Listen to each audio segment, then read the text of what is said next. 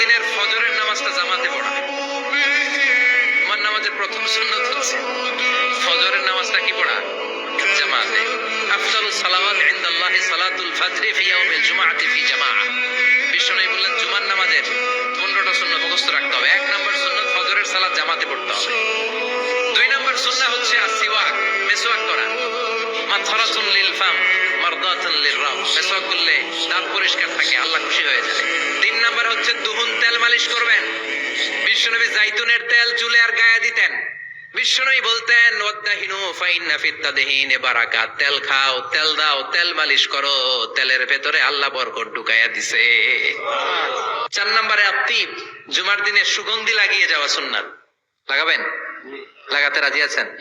বিরাতু আইনি ফিস সালাহ। নামাজের মধ্যে যখন আমি দাঁড়িয়ে যাই আমার চক্ষুটারে ঠান্ডা করে দেয় কে? আবার বিশ্বনবী বলতেন আরবাউন মিন সুনানিল মুরসালিন। 4টা সুন্নাত সব নবীদের সুন্নাত। 1 নম্বরে আল হায়া মানে লজ্জা।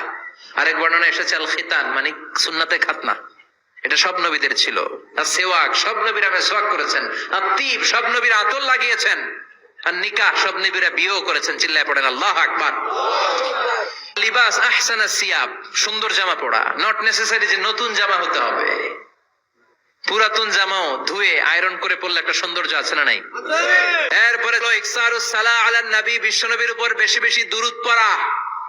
বিশ্বনবী বলতেন জুমার দিন শ্রেষ্ঠ দিন, এই দিন আমার উপর বেশি বেশি দুরূদ পড়ো। ফাইন্না সালাতাকুম মা'রুদাতুন আলাইয়া। কেননা তোমরা যে আমার উপর দুরূদ পড়ো, আমি মরে যাওয়ার পরে এই দুরূদগুলো কে পাঠিয়েছে